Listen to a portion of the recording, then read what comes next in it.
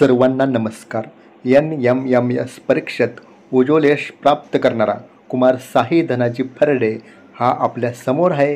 साई हा यशाचा स्कॉलरशिपचा प्रवास कसा झाला? नमस्कार, माझे नाव साई धनाजी फरडे. मी इयत्ता 9वी मध्ये शिकतो आणि माझ्या शाळेचे नाव स्वातंत्र्य सैनिक किसन बाबा विद्या मंदिर असेल.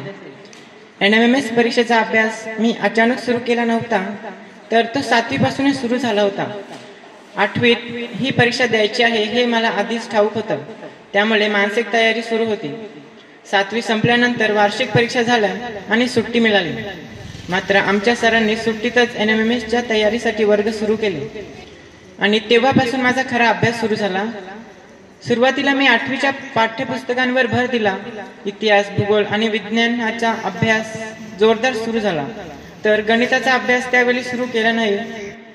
सुट्टीमध्येच इतिहास आणि भूगोल पूर्ण झाले आणि विज्ञानाचा बराचसा भाग कव्हर झाला. शाळा सुरू झाल्यानंतर शाळेच्या अभ्यासासोबत NMMSचा अभ्यास करायला वेळ मिळणं कठीण झालं, पण मी सातत्याने प्रयत्न केला. NMMS परीक्षेमध्ये 2 विभाग असतात, एक मॅट मानसिक क्षमता चाचणी आणि दुसरा म्हणजे सॅट शाळेत क्षमता चाचणी. मॅटचा अभ्यास शाळेत होत होता, कारण मॅडम आम्हाला मॅटमधील सर्व अभ्यास शिकवत होत्या. मग त्याचा घरी वेगळा अभ्यास करायची गरज नाही. सुरुवातीला गणित कठीण वाटलं, पण सातत्याने सराव करून मी गणितात 20 पैकी 18 गुण मिळवले. सॅटमध्ये विज्ञान, गणित, भूगोल, इतिहास आणि नागरिकशास्त्र या विषयांचा समावेश होता.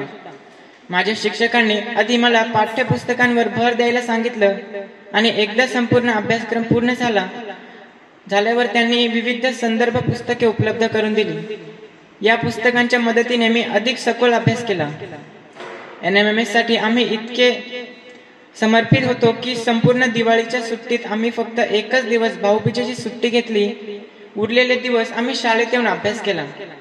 आमच्या शिक्षकांनीही स्वतःच्या सुट्टीत आमच्यासाठी वेळ दिला आणि आमचा अभ्यास घेत राहिले. संपूर्ण अभ्यास झाल्यानंतर मुख्य फोकस होता प्रश्नपत्रिका सोडवण्यावर. आमच्या शिक्षकांनी आम्हाला जवळपास 70 ते 80 प्रश्नपत्रिका सोडवायला दिल्या. परीक्षेच्या तयारीसाठी हा टप्पा अत्यंत महत्त्वाचा ठरला. आमच्या 40 विद्यार्थ्यांच्या गटात प्रत्येकाने रोज प्रश्नपत्रिका सोडवल्या आणि घरी त्या चुकांवर सुधारणा केली. जसजसे दिवस पुढे गेले तसतसे आमच्या गुणांमध्ये सातत्याने वाढ होत गेली. शेवटी या कठोर परिश्रमांचं फळ मला परीक्षेच्या निकालाद्वारे मिळालं. 180 पैकी 150 गुण मिळवून मी जिल्ह्यात दुसरा आणि तालुक्यात पहिला आलो.